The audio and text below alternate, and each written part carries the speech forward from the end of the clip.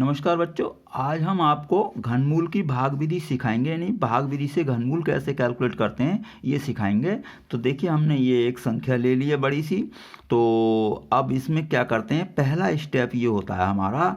सबसे पहले हम जैसे वर्गमूल निकालते समय दो दो का जोड़ा बनाते हैं, 2 अंकों का। यहाँ पर 3 अंकों का पेयर आप बनाएंगे तो लास्ट से ही बनता है। तो लास्ट से हमने 3 अंक का पेयर लिया, इधर 2 ही अंक बचे, कोई बात नहीं है। अब इधर चाहे 2 बचे या 1। अब उसके बाद अगला स्टेप क्या है, इसमें बार देखते हैं कितना जाएगा।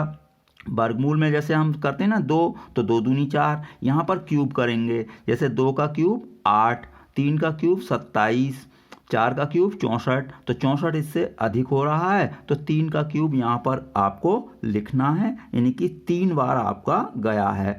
अब यहाँ पर 3 को 3 बार लिखना है। वर्गमूल में क्या होता है, 2 बार लिखते हैं, ठीक है। तो ये आपका 3 बार यहाँ पर चला जाएगा। अब इसे माइनस करना है, तो माइनस इसे कर लें तो ये बचेगा आपका 19, यानी कि 19 बच गया।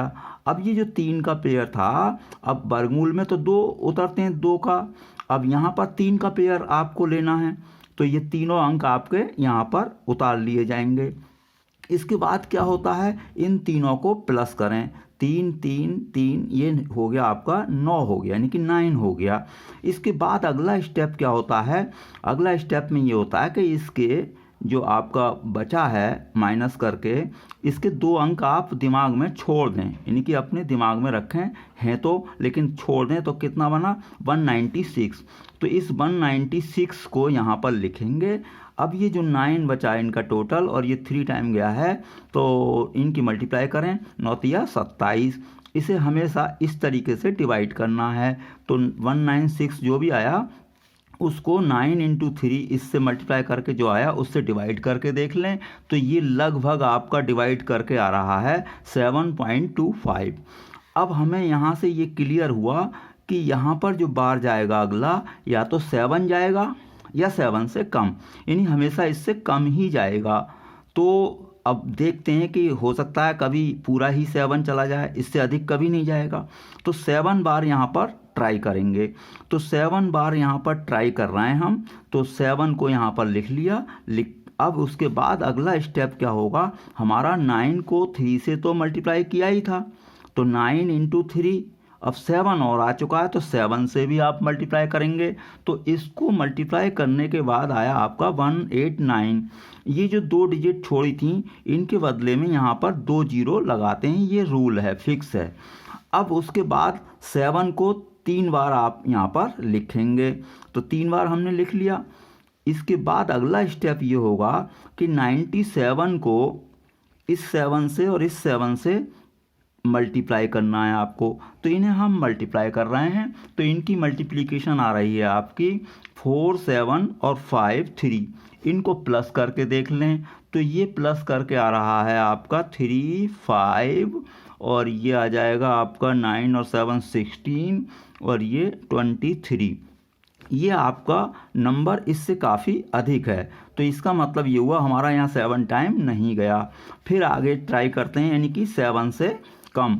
मैंने बताया नहीं कि ये 7 पॉइंट कुछ है, तो हमेशा 7 से कम ही जाएगा। मैंने आपको समझाने के लिए 7 से ट्राई कर लिया, इसी तरीके से आप करेंगे। अब चलिए हम आगे करते हैं, अब 6 करते हैं। तो इन तीनों का टोटल कितना हुआ, 9, और ये यहाँ पर 3 लिख लिया। अब कितना बार जा रहा है, हम 6 सोच रहे हैं।